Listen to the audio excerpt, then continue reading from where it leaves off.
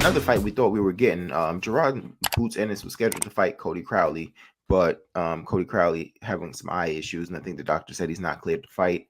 So right now they're looking for a replacement who could possibly be David Avenesian is the name that's floating in the air. But one guy jumped to the internet and said, "Hey, pick me, Eddie Hearn, tag me in. I want this fight," and that's Conor Benn.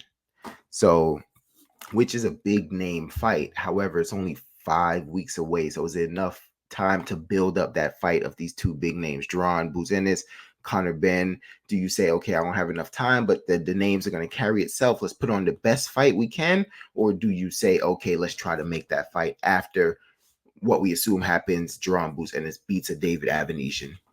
I think in all likelihood, with the promoters being involved, the fighters, and the money that's at stake, I think they're going to ultimately, go for, the latter. Essentially, wait until the fight, whoever they can get to substitute for, Crowley, and then afterwards have Jaron fight Conor Benn. I think ultimately that's going to be the best route in terms of generating the most profit.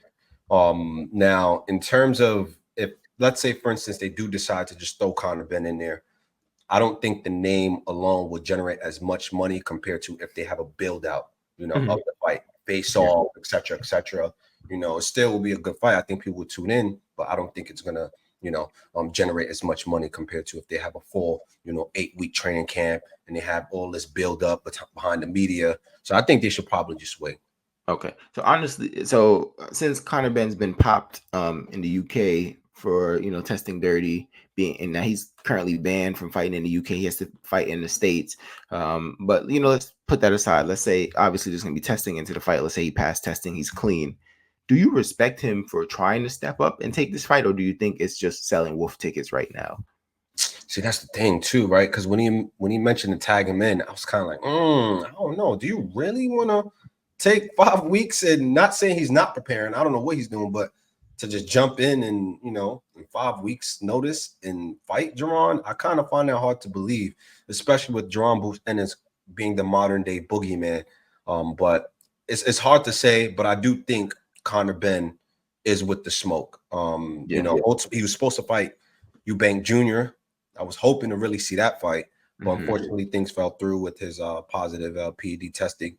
So I think he's going to be game to fight Jaron Ennis. Of course, yes, he had a mediocre performance against Dobson, but nevertheless, I think he's game. I think he's going to really look to fight Boots. So I think this, right? Obviously, what I thought the next comers of 147 was going to be Jaron Ennis and Virgil Ortiz, right? Virgil ultimately goes to 54, but I think a third dark horse in that equation was Conor Benn, of the kind of younger new school guys coming up. I think Conor Benn had a bigger name than Stanionis. I feel like people more so saw a ceiling with Stanionis, so I think Conor Benn was like the third guy out from Boots and Virgil Ortiz, right? So I think with that being said, I think Conor Benn probably really believes in himself, and I know even those 5 weeks out, but I think he's saying, okay, that only gives him 5 weeks to prepare for me as well.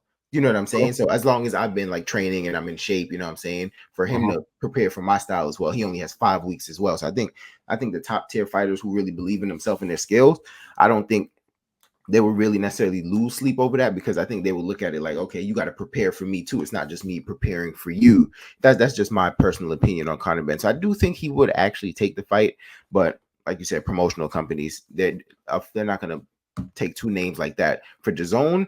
Those are two of their big upcomers, right? They're not going to just throw them in without the proper build up for the fight.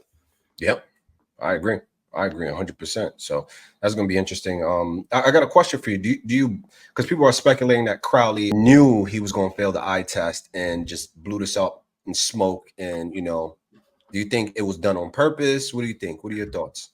I don't think it was done on purpose. Honestly, I don't know the guy, right? So let's start by saying that. But when I was kind of listening to him, he sounded really genuine. Sounded like he was in a dark place, and sounded like he was kind of really ready to get back to, his passion and kind of use that to put everything else behind him.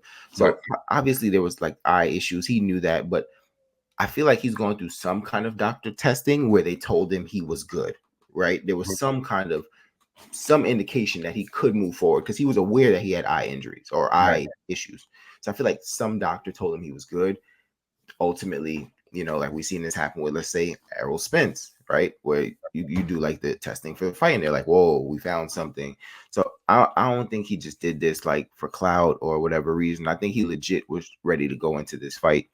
Mm-hmm. I wish Stanionis could be the replacement, but obviously Stanionis just fought in May, so he's not going to turn around and fight again. You know what I'm saying? But Yeah. I think that's the guy I would have loved to see jump in as the replacement, just because the whole Virgil Ortiz ordeal. I feel so bad for Stanionis. I can't even imagine the amount of money he's missed out on. Yeah. Yeah, it sucks as the unluckiness, you know, when it comes to boxing, you know, but Yeah. only Well, what you can control, really. let me ask you this, and I mean, unfortunately, I do think we're probably gonna get Boots Avenesian and maybe a unification between Boots and Barrios or something like that. Allegedly, Manny Pacquiao's about to come back to fight Barrios for the title, but do you think, is there any guy out there you see at 147 that can really challenge Boots, or do you think we're gonna have to really wait for him to go to 54 to try to fight some of these guys that he's been calling out, some of the 54 guys, to see a real contest? Yeah, I think we're gonna probably have to. I think we're probably gonna have to see him move up and fight the 154 pounders, right? And that's barring anyone moving up to 147. Let's say the 147 fighters right now. I think the person that could probably give him the toughest fight maybe Stanionis, but outside of Stanionis, and ultimately I see Boots ultimately, you know, getting through that test.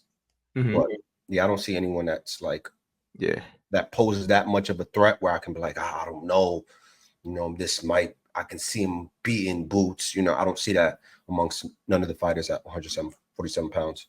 I think the biggest test, and I don't know if this guy's even a 47-pound fighter still, because he was about to fight at a 155 catch weight, is Keith Thurman. Only because I think Keith Thurman can outthink him still at this point in stage of his career. Not saying he'll beat him, but I just think Keith Thurman's boxing IQ, I think that will make him the toughest test. Obviously, we know Crawford's not at 54 anymore. Spence is not at 54. So last time I saw 47. Sorry, 47. Those guys are not at 47 anymore. Last time I saw Thurman, it was technically at 47, even though I feel like the Virgil Ortiz thing, I feel like that was just like a money kind of prove myself, bet on myself kind of thing. Like, I'll do whatever y'all say because I'm going to beat this guy, then, you know, put myself back in the mix. So I think just based on his boxing IQ, probably Keith Thurman would be the biggest test. I don't see any of those 40-pounders coming up and giving Boots a test. You know,